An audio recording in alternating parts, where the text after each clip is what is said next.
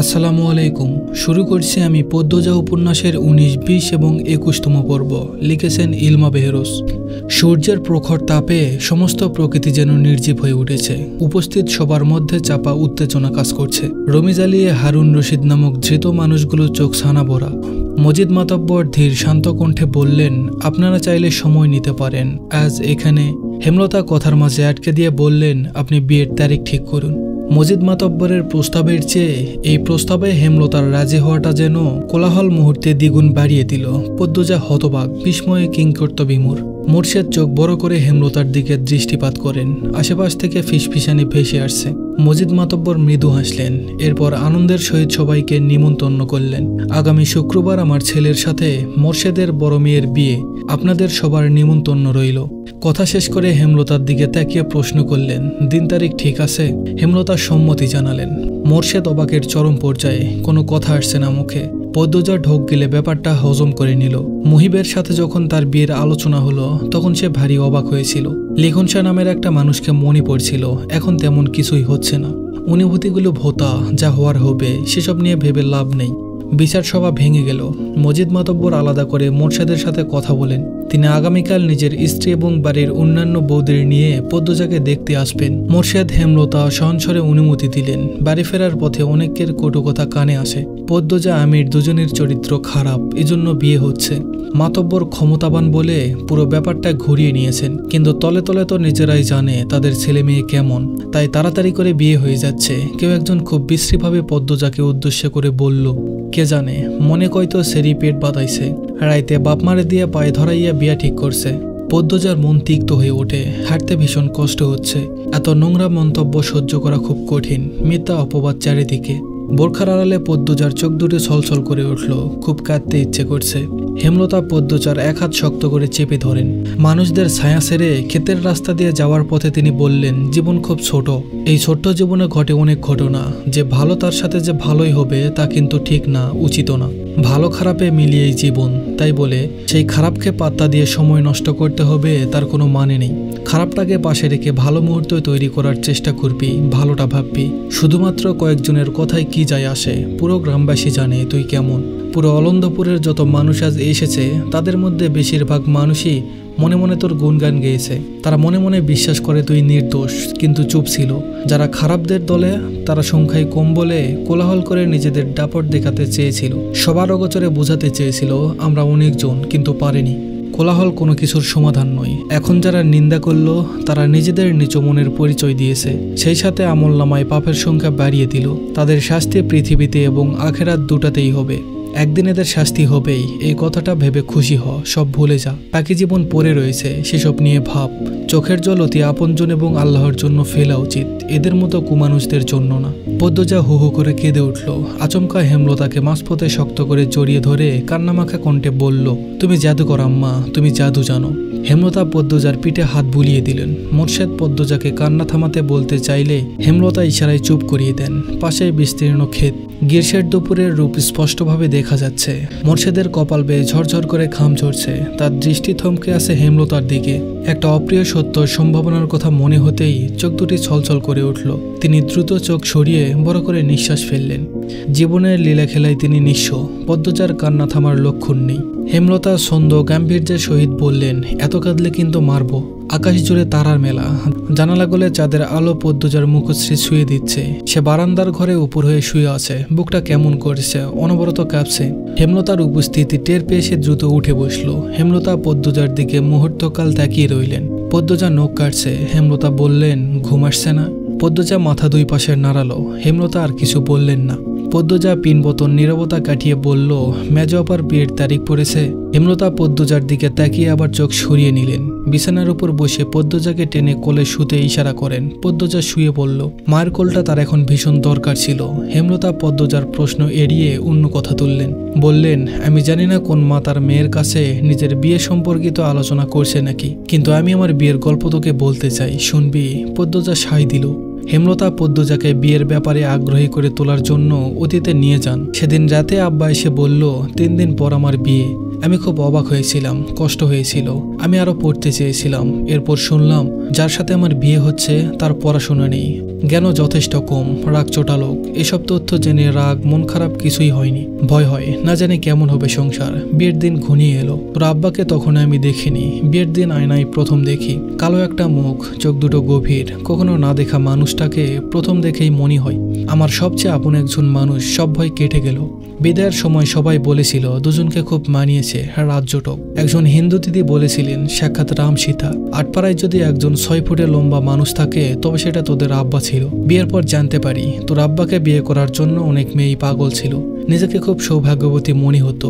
অশিক্ষিত ভেবে নাক কুচকেছিলাম। সেই আমি তোর আব্বার জন্য দিনকে রাত, রাতকে দিন মানতে রাজি ছিলাম। এতটাই ভালোবাসা হয়ে গেছিল যে তোর আব্বা ছুরি নিয়ে রক্তের আবদার করলে আমি আমার বুক পেতে দিতাম। পদ্মজা মাঝপথে আটকে দিয়ে বলল, তাও তো আব্বা তোমাকে ভালোবাসেনি আম্মা। হেমলতার হাসি উজ্জ্বল মুখটা নিভে গেল। অপ্রতিভ হয়ে উঠলেন। তিনি দৃষ্টি এলোমেলো রেখে বললেন, তাকে বিয়ে করতে বাধ্য করা হয়েছিল। পদ্মজা চুপ করে রইল। হেমলতাও নিশ্চুপ। দরজার পাশে মোর্শেদ বসেছিলেন, বিড়ি ফুঁকছিলেন। হেমলতার প্রতিটি কথা বুড়ে হয়ে যাওয়া মনটাকে দুমড়ে মুচড়ে দিল। তিনি বিড়ি নিয়ে বেরিয়ে যান চৌরাস্তার উদ্দেশ্যে। চৌরাস্তার পাশে একটা বড় ব্রিজ আছে। ব্রিজে দক্ষিণা হাওয়ার তীব্রতা খুব বেশি। সেখানে এসে দাঁড়ান। ফেলে আসা জীবনের প্রতিটি পদক্ষেপ চোখ বুজে মনে করার চেষ্টা করেন। বেশ কিছুক্ষণ পর পদ্মজা বলল, আম্মা, প্রতিজ্ঞা করেছিলাম আর প্রশ্ন করব না, তবুও। হেমলতা বলল, বলবো একদিন। পদ্মজা আর জিজ্ঞেস করল না, একদিন বলবে। নিশ্চুপতার অবস্থানে ফিরে গেল। মুহূর্তকাল স্থির থেকে হেমলতা বললেন, পূর্ণা খুব কান্নাকাটি করে দেখলাম। মেয়েটা এত দুর্বল কি করে হলো? পদ্মজা হেমলতার এক হাতে মুঠোয় নিয়ে আশ্বস্ত করল, আমি আসি আম্মা, সামলে নিব। হেমলতা বলল, ঘরে যা, রাত হয়েছে অনেক। পদ্মজা উঠে বসলো। ওড়নাটা ভালো করে টেনে নিয়ে জুতা পরল। বেরিয়ে যাওয়ার জন্য পা বাড়ালো। হেমলতা বিছানা শেষ অংশ থেকে বালিশ টেনে নেন। বালিশের নিচে 2টা কাগজ ভাঁজ করা ছিল। হেমলতা হাত বাড়িয়ে দেন। পদ্মজার উদ্দেশ্যে বললেন, পদ্মজা, এগুলো কি? হেমলতা ভাঁজ খোলেন। পদ্মজা ফিরে তাকায়। হেমলতার হাতে লিখনের চিঠি দুটো দেখে সর্বাঙ্গে বৈদ্যুতিক কিছু একটা ছড়িয়ে পড়ে শরীর কাঁপিয়ে দিল। মাটি যেন 2 পা টেনে ধরল। হেমলতা প্রথম লাইন পড়ে বেশ অবাক হন। পদ্মজার দিকে একবার তাকান। এরপর এক নিঃশ্বাসে 2টো চিঠি পড়ে শেষ করেন। পড়া শেষে থ মেরে বসে রইলেন অনেকক্ষণ। ভয়ে পদ্মজার চোখ দুটো বেশ জল পড়ছে। মাথা নত করে দাঁড়িয়ে রয়েছে।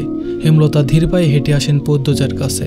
দুভ্র প্রসারিত করে শান্ত অথচ তীক্ষ্ণ কণ্ঠে বলেন, এসব কবে হয়েছে? আমাকে জানাসনি কেন? পদ্মজা প্যাচ প্যাচ করে কেঁদে বলল, যখন ওনারা শুটিং করতে আসেন। পদ্মজার মনে হচ্ছে এখন সে অজ্ঞান হয়ে যাবে, কিন্তু কিছুতেই হচ্ছে না। মনে মনে প্রার্থনা করছে যেন অজ্ঞান হয়ে পড়ে যেতে পারে সে, তাহলে এই লজ্জা থেকে বাঁচা যাবে। হেমলতা পদ্মজাকে পরোক্ষ করে নেন। পদ্মজা অস্বাভাবিকভাবে কাঁপছে। বারবার নিচের ঠোঁট কামড়ে ধরছে। পদ্মজা হেমলতাকে চুপ থাকতে দেখে বলল, তুমি যা বলবা তাই হবে আম্মা, আমার উপর রেগে যেও না। আজ যেন শুধু মোড়ল বাড়ির মাথার উপরেই সূর্যটা উঠেছে। সকাল থেকে আত্মীয় আপ্যায়নের প্রস্তুতি তোড়জোড় চলছে। সবাই ঘেমে একাকার। বাড়ির প্রতিটি মানুষ ব্যস্ত। মোর্শেদ হিমেল ও প্রান্তকে নিয়ে বাজার করে ফিরছিলেন। সূর্য ওঠার মাথায় লাহারি ঘরের পাশে বড় উনুন করা হয়েছে। সাধারণ চালের পরিবর্তে সুগন্ধি সিদ্ধ চালের ভাত রান্না করা হয়েছে। ফিরনি, রাজহাঁসের মাংস রান্না হচ্ছে। বাড়ি জুড়ে রমরমা ব্যাপার।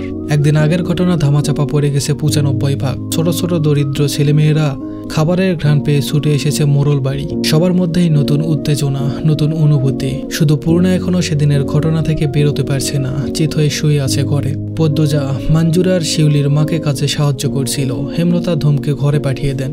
পদ্মজা ঘামে ভেজা কপাল মুছতে মুছতে ঘরে প্রবেশ করে। পূর্ণার 2 চোখ জলের নদী। পদ্মজা বিছানার উপরে পাতলে বসলো। পূর্ণা পদ্মজার উপস্থিতি টের পেয়ে হাতের উল্টো পাশ দিয়ে চোখের জল মুছল। পদ্মজা কণ্ঠ খাদে নামিয়ে বলল, চোখের জল কি শেষ হয় না? পূর্ণা নিরুত্তর। পদ্মজা অভিজ্ঞ স্বরে বলল, দেখ পূর্ণা, এসব মনে রাখলে তোরই ক্ষতি। দেখিস না আমি একদিনের ব্যবধানে সব ভুলে গেছি। আর হবু শ্বশুর বাড়ির মানুষদের জন্য রান্না বান্না করছি। তুইও ভুলে যা, তোর বন্ধুরা আসছে। তুই নাকি তাদের ধমকে দিয়েছিস, এটা কিন্তু ঠিক না। পূর্ণা পদ্মজার দিকে তাকালো। দৃষ্টি ভীষণ শীতল। পদ্মজাকে বলল, সত্যিই ভুলতে পেরেছ আপা? পদ্মজা সঙ্গে সঙ্গে উত্তর দিল, ভুলিনি, কিন্তু সহ্য করতে পেরেছি। তোর মতো চোখের জল অপাত্রে ঢালছি না। পূর্ণা উঠে বসে একটা বালিশ বুকে জড়িয়ে ধরে দায়সারাভাবে বলল, তুমি অনেক শক্ত আপা, আমি খুব দুর্বল, আমি ভুলতে পারছি না। পদ্মজা আর এ বিষয়ে কথা বাড়ালো না। পূর্ণার গা ঘেঁষে বসে ফিসফিস করে বলল, গতকাল রাতে কি হয়েছে জানিস? পূর্ণা বলল, কি হয়েছে? পদ্মজা চারিদিকে চোখ বুলিয়ে বলে, তোর নায়ক ভাইয়ের চিঠি আমার হাতে পড়েছে। পূর্ণা আটকে উঠল। বলল, সে কি, কখন, কিভাবে? পদ্মজা বলল, আর বলিস না, সেদিন তুই নানা বাড়ি ছিলি, তখন চিঠি দুটা বের করছিলাম, বারান্দার ঘরে বালিশের নিচে রেখে দেই, আর মনে নেই। এরপরই অঘটন ঘটে। এর পরের দিন বিচার বসলো, চিঠিটার কথা ভুলেই গেলাম। বারান্দার ঘরে ছিলাম রাতে, তবুও মনে পড়েনি, আর আম্মা পেয়ে গেল। উত্তেজনা ভয়ে পূর্ণার গলা শুকিয়ে গেছে। প্রশ্ন করলো, আম্মা কি বলেছে? পদ্মজা ঠোঁট দুটো উল্টিয়ে কি যেন ভাবে, এরপর ব্যথিত স্বরে বলল, তেমন কিছু না, এর জন্যই আরো ভয় হচ্ছে। কখন হলো এসব জিজ্ঞেস করেছে। আমি বললাম, তুমি যা বলবে তাই হবে। এরপর আম্মা অনেকক্ষণ আমার দিকে তাকিয়েছিল। পূর্ণা বলল, তারপর? পদ্মজা বলল ঘুমা গিয়ে শেষ। দুই বোন একসাথে চিন্তায় পড়ে গেল। কপাল ভাঁজ করে কিছু ভাবতে শুরু করে। পূর্ণা বলল, আম্মা তোমার মুখ দেখে বুঝে গেছে তুমি লিখন ভাইয়াকে ভালোবাসো না। পদ্মজা অন্যমনস্ক হয়ে বলল, মনে হয়। পূর্ণা খুব বিরক্তি নিয়ে বলল, লিখন ভাইয়া এত সুন্দর, তোমাকে এত ভালোবাসে, তবুও কেন ভালোবাসনি আপা? লিখন ভাইয়ের চিঠি তো ঠিকই সময় করে করে পড়তে, বিয়ে করতে সমস্যা কি? পদ্মজা বলল, আম্মা দিলে তো করবই, সমস্যা নেই। পূর্ণা বলল, তোমার এই ন্যাকার কথা আমার ভালো লাগে না আপা। পদ্মজা হেসে ফেলল পূর্ণার রেগে কথা বলা দেখে। পদ্মজা পূর্ণার এক হাত মুঠোয় নিয়ে বলল, গতকাল রাতে আম্মা আব্বার প্রতি ভালোবাসাটা আমাকে বলেছে। প্রথম দেখেই নাকি আপন আপন লেগেছিল। আব্বার জন্য আম্মা দিনকে রাত, রাতকে দিন মানতেও রাজি ছিল, এতটাই ভালোবাসতেন। আমার তেমন কোনো অনুভূতি হয়নি তোর নায়ক ভাইকে দেখে। প্রথম কোনো পুরুষের চিঠি পেয়েছিলাম, সবকিছু নতুন ছিল, তাই একটা ঘরে গিয়ে নতুন অনুভূতির সাক্ষাৎ পেয়েছিলাম। আমার ভালোবাসার কথা শোনার পর থেকে মনে হচ্ছে আমি ওনাকে ভালোবাসিনি, সবটা মোহ ছিল। দূরে যেতেই উবে গেছে, তবে উনি খুব অসাধারণ একজন মানুষ। আম্মা ওনার হাতে তুলে দিলে আমাকে কোনো ভুল হবে না। কিন্তু এটা এখন কল্পনাতীত, পরিস্থিতি পাল্টে গেছে, আমার বিয়ে ঠিক হয়ে গেছে। পদ্মজার এত কথা উপেক্ষা করে পূর্ণা কটকট করে বলল, তোমার কি কালা চাঁদরে দেখলে আপন আপন লাগে? পদ্মজা চোখ ছোট ছোট করে জিজ্ঞেস করলো, কালা চাঁদকে? পূর্ণা মিনমিনিয়ে বলল, তোমার হবু জামাই। তারপর গলা উঁচিয়ে বলল, আমিও কালা জানি, কিন্তু আপা তোমার জন্য লিখন ভাইয়ের মতো সুন্দর জামাই দরকার। পদ্মজা এক হাত কপাল চাপড়ে বলল, এখনো লিখন ভাই? যা, তোর সাথে তোর নায়কের বিয়ে দিয়ে দিব। এখন আয়, ঘর থেকে বের হ। মুক্তা, সোনামণি, রুজিনা আসছে, তোর সাথে কথা বলবে, আয় বলছি, আয়। পূর্ণাকে টেনে নিয়ে বের হলো পদ্মজা। সূর্য মামার রাগ কমেছে। মোড়ল বাড়ির মাথার উপর থেকে দূরে গিয়ে দাঁড়িয়েছে। সদর ঘর ভর্তি মানুষ। হাওলাদার বাড়ির বউদের গ্রামবাসী শেষবার তাদের বিয়েতেই দেখেছে। আবার দেখার সুযোগ হওয়াতে দল বেঁধে মানুষ এসেছে। লোকমুখে শোনা যায়, হাওলাদার বাড়ির মেয়ে বউদের সারা অঙ্গে সোনার অলংকার ঝলমল করে। মগা, মদন সহ আরো দুজন মোড়ল বাড়ির গেটে দাঁড়িয়ে বাড়ি পাহারা দিচ্ছে। পদ্মজাকে শাড়ি পরাচ্ছেন হেমলতা। পদ্মজা এর আগে কখনো শাড়ি পরেনি। পূর্ণা, প্রেমা ছোট হয়েও পড়েছে, পদ্মজার কখনো ইচ্ছে করেনি। তাই সে হেমলতাকে বলল, প্রথম শাড়ি তুমি পরাবে আম্মা। শাড়ি পরানো শেষ, চোখে কাজল এঁকে দেন। ঠোঁটে লিপস্টিক দিতে গিয়েও দিলেন না। মাথার মাঝ বরাবর সিঁথি করে চুল খোপা করতেই পূর্ণা ছুটে আসে, হাতে শিউলি ফুলের মালা। হেমলতা মৃদু ধমকের স্বরে বললেন, এতক্ষণ লাগে? হেমলতার কথা বোধহয় পূর্ণার কানে গেল না। পূর্ণা চাপা উত্তেজনা নিয়ে বলল, আল্লাহ, আপাকে কি সুন্দর লাগছে। পদ্মজা লজ্জায় মিইয়ে গেল, চোখে মুখে লাল আভা ছড়িয়ে পড়ে। হেমলতা পদ্মজার খোপায় ফুলের মালা লাগিয়ে দিয়ে বললেন, শুধু রূপের চারিদিক আলোকিত করলে হবে না, গুণেও তেমন হতে হবে। পদ্মজা বাধ্যের মতো মাথা নাড়ালো। তখন হুড়মুড়িয়ে সেখানে উপস্থিত হলো লাবণ্য। দৌড়ে এসে পদ্মজাকে জাপটে ধরে এক নিঃশ্বাসে বলেও ফেলল, আল্লাহ, পদ্ম তুই আমার ভাবি হবি? আমার বিশ্বাসই হইতাছে না, মনে হচ্ছে স্বপ্ন দেখতাছি। ইয়া মাবুদ, শাড়িতে তোরে পরি লাগতাছে। বাড়ির সবাই ফিট খাইয়া যাইব দেহিস। পদ্মজা কি বলবে ভেবে পেল না, শুধু হাসলো। হেমলতা পদ্মজার মাথার ঘোমটা টেনে দিল। লাবণ্যকে বলল, তোমার সইকে নিয়ে যাও। পদ্মজা হেমলতার হাতে হাত রেখে অনুরোধ করে বলল, আম্মা তুমিও আসো। হেমলতা হাসলো। পদ্মজার মাথায় এক হাত রেখে বলল, কয়েকদিন পর থেকে এরাই তোর আপন, মা পাশে থাকবে না। পদ্মজার চোখ দুটি ছলছল করে ওঠে। ছলছল চোখ নিয়ে তাকিয়ে রইল মায়ের দিকে। পদ্মজাকে নতুন বউ রূপে দেখে হেমলতার বুকে ঝড় বইছে। মেয়েটা কয়দিন পর আলাদা হয়ে যাবে। 2 মাস আগে হলে তিনি 7 রাজার ধনের বিনিময়ে মেয়েকে বিয়ে দিতেন না। হেমলতা বলল, আমি আসছি। লাবণ্য, যাও তো, নিয়ে যাও। পূর্ণা, তুইও যা। লাবণ্য পদ্মজাকে নিয়ে যায়। পদ্মজার বুক ধরপড় করছে। মায়ের যে কি হয়েছে। সে পিছন ফিরে তাকায়। সাথে সাথে হেমলতা অন্যদিকে ঘুরে তাকান। চোখ থেকে 2 ফোঁটা জল গড়িয়ে পড়ে। তিনি দ্রুততা মুছেন। সদরঘর কোলাহলময় ছিল। পদ্মজা ঢুকতেই সব চুপ হয়ে গেল। লাবণ্য পদ্মজাকে ছেড়ে ভারী আনন্দ নিয়ে বলল, আম্মা, কাকিমা, ভাবি, আপারা, এই যে পদ্মজা, আমার নতুন ভাবি। পদ্মজা চোখ তুলে তাকালো। অলঙ্কারে জলজল করা 5 জন নারীকে দেখে যেন চোখ ঝলসে গেল তার। সবাই তার দিকে মুগ্ধ হয়ে তাকিয়ে আছে। পদ্মজা চোখ নামিয়ে ফেলল। তখন কোথা থেকে আবির্ভাব হলো আমিরের। সদর দরজার মুখেই দাঁড়িয়েছিল পদ্মজা। পদ্মজাকে দেখে থমকে গেল সে। পদ্মজার পরনে খয়েরি রঙের জামদানি শাড়ি। শাড়িতে কোনো মেয়েকে এত সুন্দর মনে হতে পারে এর আগে অনুভব করেনি আমির। আমিরের লজ্জা খুব কম। সে উপস্থিত গুরুজনদের উপেক্ষা করে পদ্মজাকে বলল, মাশাআল্লাহ, দিনের বেলা চাঁদ উঠে গেছে। লজ্জায় পদ্মজার রগে রগে কাঁপন ধরে। এত লজ্জাহীন মানুষ কি করে হয়? আমিরের মা ফরিনা ধমকের স্বরে বলেন, বাবু, এই নে বই আইসে। আমির পদ্মজাতে দৃষ্টি স্থির রেখে মায়ের পাশে গিয়ে বসল। হেমলতা সদর ঘরে প্রবেশ করতেই আমির ধরফরিয়ে উঠল। ছুটে এসে হেমলতার পা ছুঁয়ে সালাম করলো। হবু শাশুড়ির প্রতি আমিরের এত দরদ দেখে ফরিনা খুব বিরক্ত হলো। পাশে থেকে ফরিনার যা আমিনা ফিসফিসিয়ে বললেন, মেয়ের রূপ আগুনের হুলকা, বাবু এইবার হাতছাড়া হইল বলে। আমিনার মন্ত্র ফরিনার মগজ ধোলাই করতে পারল না। পদ্মজার রূপে তিনি মুগ্ধ। আমির কালো বলে তিনি ছোট থেকেই আমিরকে বলতেন, বাবু, তোর জন্য চান্দের লাহান বউ আনমো। আর সেই কথায় আজ রক্ষার পথে। তিনি শুধু পছন্দ করছেন না, শাশুড়ের প্রতি আমিরের এত দরদ। কি দরকার ঝাঁপিয়ে পড়ে পায়ে ধরে সালাম করার?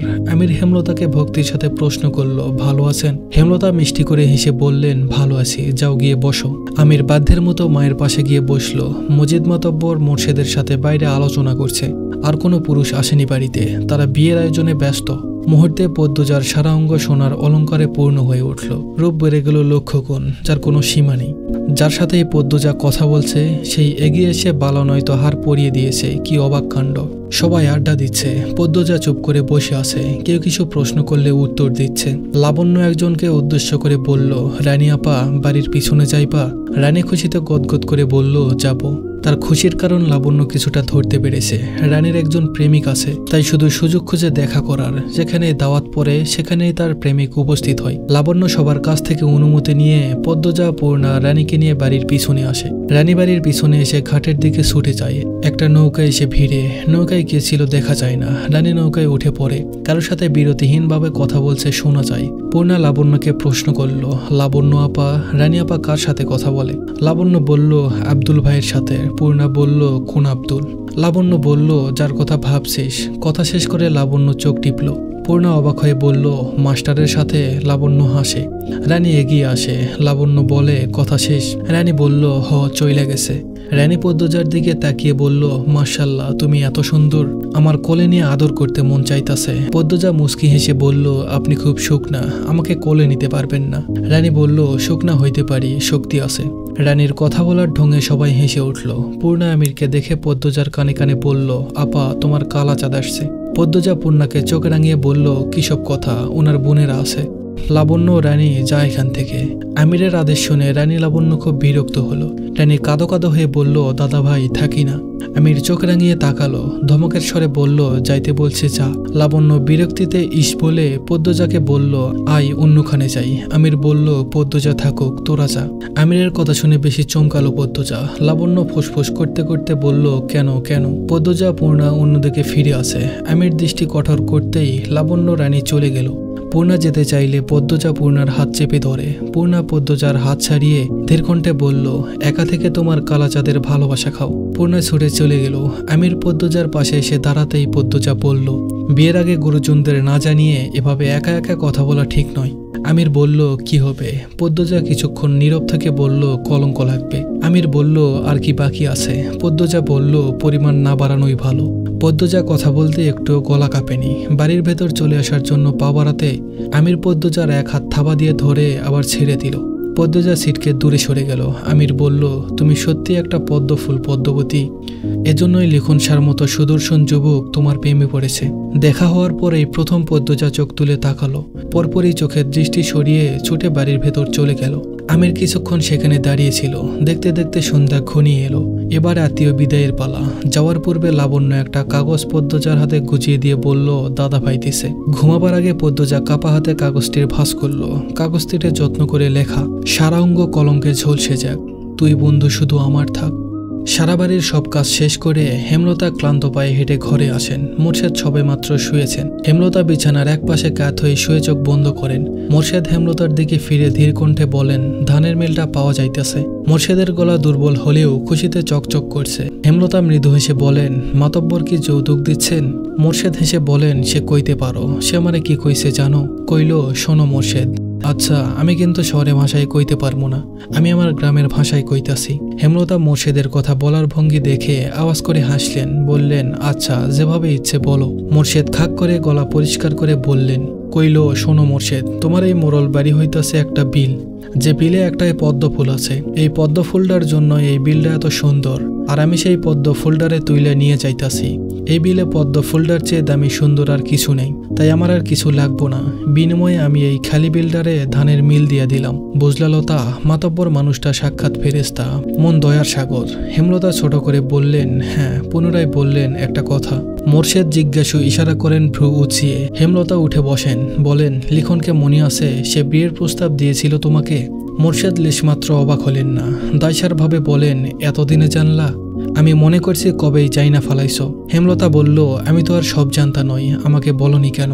মোর্শেদ বলল, বইলা কি হইতো, সেরিরে বিয়া দিতা। আর ছেলেরা নায়ক, কত ছেলের লগে খসাখসি করে, ছেলেগুলোও নষ্টদের সাথে চলে এই সেরা। হেমলতা বলল, মুখ খারাপ করো না, ছেলেটার মধ্যে আমি তেমন কিছু দেখিনি, তুমি আমাকে জানাতে পারতে। নিশ্চিন্তে ছেলেটা সুপাত্র, বর্তমান পরিস্থিতি স্বাভাবিক হলে সে মা বাবা নিয়ে আসলে আমি ফিরিয়ে দিতাম না। থাক এসব কথা, এখন বলেও লাভ নেই। পদ্মজার মন স্থির আছে, পরিস্থিতি ভাগ্য যেখানেই নিয়ে যাচ্ছে সেখানে গা ভাসিয়ে চলো, ঘুমাও এখন। ভোরে উঠে গোলাপ ভাইয়ের বাড়িতে যাবা, কত কাজ বাকি। বাড়ির বড় মেয়ের বিয়ে কি সামান্য কথা? হেমলতা একা কথা বলতে বলতে অন্যদিকে ঘুরে শুয়ে পড়েন। কিছু সময়ের ব্যবধানে ঘুমিয়েও পড়লেন। সকাল থেকে পূর্ণার দেখা নেই। পদ্মজা পূর্ণাকে খুঁজতে বাড়ির পিছনে আসে। পূর্ণা সিঁড়িঘাটে বসে উদাস হয়ে কি যেন ভাবছে। পদ্মজা পা টিপে হেঁটে আসে। পূর্ণা বোনের উপস্থিতি টের পায়নি। পদ্মজা পূর্ণার পাশে বসে, তবে পূর্ণা টের পেল না। পদ্মজা পূর্ণাকে ধাক্কা দিল। পূর্ণা চমকে তাকালো, বুকে ফু দিয়ে বলল, ভয় পাইছি। পদ্মজা বলল, উদাস হয়ে কি ভাবছিস? পূর্ণা বলল, কিছু না। পদ্মজা বলল, আবার ওইসব ভাবছিস? কতবার না করেছি, শুনবি না বলতো? পূর্ণা নতজানু হয়ে রইল। কোনকাল পার হওয়ার পর ভেজা কণ্ঠে বলল, নিজের ইচ্ছায় মনে করে কষ্ট পেতে আমার ইচ্ছে করে না আপা, মনে পড়ে যায়। পদ্মজা বলল, চেষ্টা তো করবি, আর ভুলতে হবে এমন তো কোনো কথা নেই। এছাড়া অমানুষগুলো তাদের শাস্তি তো পেয়েছেই। পূর্ণা চোখের জল মুছে আগ্রহ নিয়ে বলল, আম্মা তিনজনকে কি করে মারলো আপা? পদ্মজা বলল, জানি না। পূর্ণা বলল, জিজ্ঞেস করবা আম্মাকে। পদ্মজা ভাবলো, এরপর বলল, করব, আজ না অন্য একদিন। পূর্ণা বলল, বিয়ে করে তো চলেই যাবা। পদ্মজা অভিমানী হয়ে তাকালো পূর্ণার দিকে, বলল, আর কি আসবো না? ফিরে যাত্রা আছে, আবার এমনিতেও আসবো কয়দিন পর পর। পূর্ণা বলল, তাহলে কালাচাঁদের সাথেই বিয়েটা সত্যি হচ্ছে। পদ্মজা বলল, তুই কি মিথ্যে ভাবছিস? পূর্ণা বিরক্তিতে কপাল কুঁচকে ফেলল, বলল, লিখন ভাইয়ের জন্য কষ্ট হচ্ছে। লিখনের নামটা শুনে পদ্মজা অপ্রতিভ হয়ে উঠল। নিজেকে অপরাধী মনে হয়। তখন সে প্রসঙ্গ পাল্টাতে বলল, ওনাকে পছন্দ না তাই কালা বলিস, ঠিক আছে, কিন্তু চাঁদ কেন বলিস বুঝলাম না। পূর্ণা আর চোখে পদ্মজার দিকে তাকালো। এরপর যান্ত্রিক স্বরে বলল, পাতিলের তলার মতো কালো হয়ে আমার চাঁদের মতো সুন্দর বোনকে বিয়ে করতেছে বলেই কালা চাঁদ ডাকি, নয়তো কালা পাতিল ডাকতাম। আবার দরদ দেখিয়ে বলিও না, উনি তো এত কালা না, শ্যামলা। কথা শেষ করে পূর্ণা ঠোঁট বাঁকালো। পদ্মজা শব্দ করে হাসতে শুরু করলো। কিছুতেই হাসি থামছে না। পূর্ণা পদ্মজার দিকে এক দৃষ্টিতে তাকিয়ে থেকে বলল, তুমি খুব কঠিন আপা, খুব ধৈর্য তোমার, ঠিক আম্মার মতো। পদ্মজা হাসি থামিয়ে পূর্ণার দিকে তাকালো। সময়টা শুধু দুই বোনের। পদ্মজা মায়াবী স্বরে বলল, আর তুই ঠিক আমার বাহ্যিক রূপের চোরা পর্ব। প্রান্ত প্রেমা হন্তদন্ত হয়ে ছুটে আসে নদীর ঘাটে। পদ্মজার উদ্দেশ্যে বলল, বড় আপা দুলাভাই আসছে। আমির আসার খবর শুনেই বাড়ির পিছনের দরজা দিয়ে পদ্মজা নিজের ঘরে চলে গেল। এই লোকটা এত বেহায়া আর নির্লজ্জ। গতকাল সকাল বিকাল বাড়ির সামনে ঘুরঘুর করেছে। সেই খবর পদ্মজা পেয়েছে আজ একেবারে বাড়িতে। বিয়ের তো আর মাত্র 3 দিন বাকি। এতটুকু সময় নিজেকে নিয়ন্ত্রণ করা কি সম্ভব নয়? পদ্মজা কপাল চাপড়ে বিড়বিড় করে, এ কার সাথে বিয়ে হচ্ছে আল্লাহ? উঠানে হেমলতা ছিলেন। আমির বাড়ির ভেতরে ঢুকেই হেমলতার পাশ হয়ে সালাম করলো। এরপর নতজান হয়ে বলল, কেমন আছেন আম্মা? হেমলতার চক্ষু চরক গাছে। আমিরের সাথে মগা এসেছে। মগার হাতে মাছের ব্যাগ, মাথায় ছুরি, তাতে মশলাপাতি, সাথে শাকসবজি। বিয়ের আগে এত বাজার, আবার আম্মাও ডাকা হচ্ছে। অপ্রত্যাশিত ব্যাপার স্যাপার। হেমলতা ঢোক গিলে ব্যাপারটা হজম করে নেন। ধীর সস্তে বলেন, ভালো আছি। তুমি ভালো আছো? বাড়ির সবাই ভালো আছে? আমির বলল, জি জি, সবাই ভালো আছে। আমির মগাকে ইশারা করলো। মগা বারান্দায় মাছের ব্যাগ, মাথার ঝুড়ি রাখলো। হেমলতা আমিরকে বলল, এত সব বিয়ের আগে আনা কি দরকার ছিল, পাগল ছেলে? আমির হেসে ইতস্তত ভাবে নতজানু অবস্থায় বলল, এমনি। হেমলতা বলল, যাও ঘরে গিয়ে বসো। আমির হেমলতাকে ডেকে বলল, আম্মা। হেমলতা চলে যেতে গিয়ে আবার দাঁড়িয়ে পড়েন। আমির বলল, আম্মা ক্ষমা করবেন, সন্ধ্যার আগে বাড়ি ফিরতে হবে। হেমলতা বলল, কোনো দরকার কি ছিল? আমির বলল, আসলে আম্মা, পদ্মজার সাথে একটু কথা ছিল।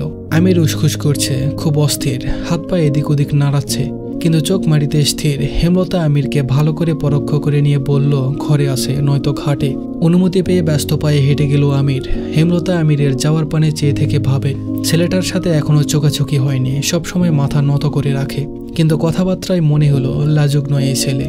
হয়তো গুরুজনের সাথে মাথা নিচু করে রাখা ছোটবেলার অভ্যাস। হেমলতা মুচকি হেসে লাহারি ঘরের দিকে এগিয়ে যান। পদ্মজা ঘরের শেষ প্রান্তে বারান্দায় আছে। বারান্দা পেরোলেই বাড়ির পিছনের দরজা। আমির আসছে শুনে ঘরের বারান্দার মাঝ বরাবর দরজার পর্দা টানিয়ে দিল পদ্মজা। আমির ঘরের পাশে দাঁড়ালো। পদ্মজা বারান্দার দিকে। পর্দার কাপড় পাতলা মসৃণ। আমির স্পষ্ট পদ্মজার অবয়ব দেখতে পাচ্ছে। তীর করে বাতাস বইছে। সেই বাতাসে পদ্মজার কপাল ছাড়িয়ে থাকা চুলগুলো উড়ছে অবাধ্য হয়ে। আমির ডাকলো, পদ্মজা কেমন আছো? পদ্মজা বলল, ভালো। আপনি? আমির বলল, ভালো। বেশ কিছুক্ষণ নীরবতা। পদ্মজা বলল, কি বলবেন বলুন। আমির বলল, মায়াভরা চোখগুলো দেখার সৌভাগ্য কি হবে? আমিরের কণ্ঠে আকুতি, তৃষ্ণা। পদ্মজার অস্বস্তি হচ্ছে। বেহায়া মানুষ বড়ই বিপজ্জনক। সে পালানোর জন্য পা বাড়াতেই আমির হৈ হৈ করে উঠল, কসম লাগে পালাবে না। পদ্মজা মাথায় ওড়না টেনে নিয়ে বলল, দরকারি কথা থাকলে বলে চলে যান। আমির বলল, তাড়িয়ে দিচ্ছ? পদ্মজা বলল, সিসি না। আমির বলল, তোমায় না দেখলে আজ আমার প্রাণ বাঁচবে না, রাতে ইন্নালিল্লাহ। পদ্মজা বলল, রসিকতা করবেন না, কাউকে না দেখে কেউ মরে না। আমির বলল, পদ্মাবতীর রূপ যে পুরুষ একবার দেখেছে, সে যদি বারবার না দেখার আগ্রহ দেখায়, তাহলে সে কোনো জাতেই পুরুষ না। একবার দেখা দাও, কসম লাগে। পদ্মজা বলল, বারবার কসম দিয়ে ঠিক করছেন না। আমির বলল, আচ্ছা, কসম আর কসম দেব না, একবার দেখা দাও। পদ্মজার দুই ঠোঁট হা হয়ে গেল। কি বলে মানুষটা, কসম করেই বলছে আর কসম দিবে না। আমির ধৈর্যহারা হয়ে বলল, পদ্মাবতী অনুরোধ রাখো। পদ্মজা বলল, এভাবে বলবেন না, নিজেকে ছোট লাগে। আমির বলল, পর্দা সরাবো? পদ্মজা ঘামছে, বাতাসে অস্বস্তি, নিঃশ্বাসে অস্বস্তি, তবুও সায় দিল। আমির পর্দা সরিয়ে খুব কাছে পদ্মজাকে দেখতে পেল। কালো রঙের সালোয়ার কামিজ পরা পদ্মাবতী, কপাল অব্দি টেনে রাখা ঘোমটা। পদ্মজা চোখ তুলে তাকাতেই আমির বলল, জীবন ধন্য। পদ্মজা হাসি সামলাতে পারল না, অন্যদিকে মুখ ঘুরিয়ে হাসল। আমির বলল, এ মুখ প্রতিদিন ভরে দেখব, আর প্রতিদিনই জীবন ধন্য হবে, এমন কপাল কয়জনের হয়? পদ্মজা কিছু বলল না। আমির আবেগী হয়ে বলল, আমার ইচ্ছে তোমার হাতে খুন হয়ে যায়। পদ্মজা চমকে উঠল, আশ্চর্য হয়ে বলল, আপনি পাগল? আমির কণ্ঠ খাদে নামিয়ে ফিসফিসিয়ে বলল, তোমার উপস্থিতি আমার নিঃশ্বাসের তীব্রতা কতটা বাড়িয়ে দিয়েছে টের পাচ্ছ? পদ্মজা দূরে সরে গেল। মনে মনে বলল, উফ আল্লাহ, আমি পাগল হয়ে যাব, এ কার পাল্লায় বললাম। জ্ঞান বুদ্ধি লাজ লজ্জা কিছুই নেই। পদ্মজা মুখে আমিরকে বলল, পেয়েছি, এবার আসি। আমিরকে কিছু বলতে না দিয়ে পদ্মজা বারান্দা ছাড়ল। বাড়ির পিছনে মগাকে পেল। মগার পথ আটকে বলল, মগা ভাই। মগা সবগুলো দাঁত বের করে হাসলো, বলল, জি ভাবি যান। মগার মুখে ভাবি ডাক শুনে পদ্মজা বিরক্তি হলো, কিন্তু প্রকাশ করল না। বিরক্তি লুকিয়ে বলল, লিখন সার কথা আপনি ওনাকে বলেছেন? মগা বলল, উনি ডাকে। পদ্মজা বলল, আপনার আমির ভাই। মগা বলল, জি ভাবি যান। মগার অকপট স্বীকারোক্তি। পদ্মজা এ নিয়ে আর কথা বাড়ালো না, মগাকে পাশ কেটে চলে গেল। মগা দৌড়ে এসে পদ্মজার পথ রোধ করে দাঁড়ালো, ফিসফিসিয়ে গোপন তথ্য দিল। আগামী 2 দিনের মধ্যে লিখন শাহ আসছে তার বাবা মাকে নিয়ে। খবরটা মগা গত সপ্তাহে পেয়েছে। পদ্মজার পায়ের নিচ থেকে মাটি সরে গেল। ঢোক গেলে নিজেকে আশ্বস্ত করে নিল, সে তো আর কথা দেয়নি বিয়ে করার, আর না কখনো চিঠি দিয়েছে। লিখন শাহ নিরাশ হলে এটা তার দোষ নয়, লিখন শাহর ভাগ্য। তবুও পদ্মজার খারাপ লাগছে, অপরাধী মনে হচ্ছে নিজেকে। জীবনে আবার কি কিছু ঘটতে চলেছে?